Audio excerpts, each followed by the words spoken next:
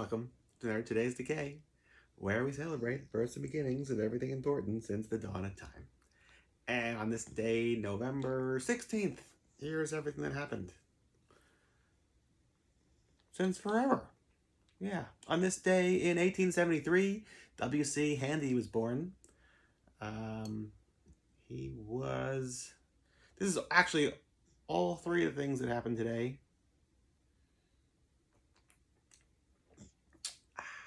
are really interesting and how frustrating they are because none of them exist in any capacity, really, to celebrate them properly. But it's all like huge, like Marvel what ifs type situations. Like, what if what if somebody somehow recorded them at their prime in a way that we could still experience today? So W.C. Handy wrote St. Louis Blues and was maybe one of the first songwriters, entrepreneurs, very early jazz, which is basically blues, which is all basically rock and roll performers. Before it was able to be recorded in his area, really. So there's like he'd like write it, play it live, and there's sheet music of it that would then, be sent all around the country, and people would learn to play it themselves and have their own personal dance parties. Yeah, he existed too early for his work to be in like the recorded history properly. Same can be said for Mr. John Barrymore, who on this day in 1922 first performed as Hamlet on Broadway.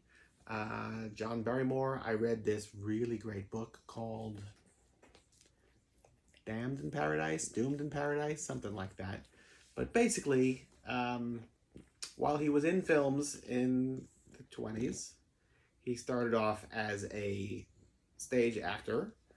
And while you had, countless women out there being flappers, there really wasn't like the male equivalent.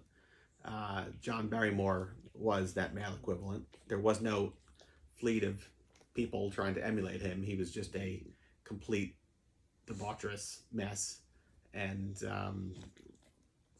lived it everywhere he was, including on stage. And people didn't know what to make of him and were blown away by his performances. And all of that never made it to film in like 1919, 1920, 1922 in this case.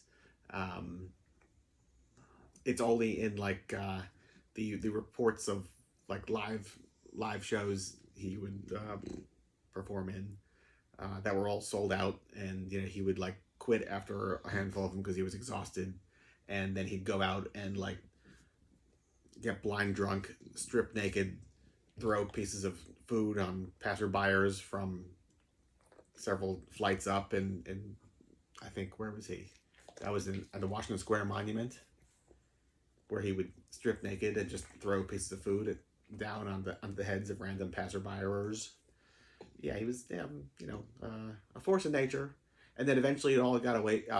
It all got away from him, and he had a tragic end, and burned every bridge and every connection he had. His family members didn't go so well, but there was a point there where this is like, you're in the middle of the eye of the storm, and between his Richard III and his Hamlet, he was right there.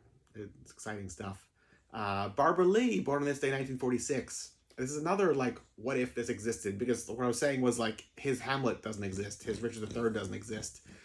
He recorded them later on, decades later, but that's not in his height at all. Not at all. So who knows what it would have been like. The same could be said in 1946, Barbara Lee, who was a actress who, there was supposed to be a Hammer film production version of Vampirella, that just never got off the ground. Basically, it was at the very tail end of Hammer Studios' existence, and it was supposed to be with Carolyn Monroe. She said no, she passed. Then it was going to be with Valerie Leon from Curse of the Mummy's Blood from the Mummy's Tomb. She said no, both because it was going to be like a very naked-centric role, And then Peter Cushing was supposed to be in it, and then he said no. I think he had a death in the family. And then the studio said no because, or I guess the world said no to Hammer Films, because then they folded because they were done at that point. So Vampirella as a feature film never happened. But yeah, all sorts of what ifs. So there you go. It's a good day to ponder what could have happened, if only. If only. Yeah. So there you go. That's it for today. And tomorrow, only way to find out. Till then, goodbye.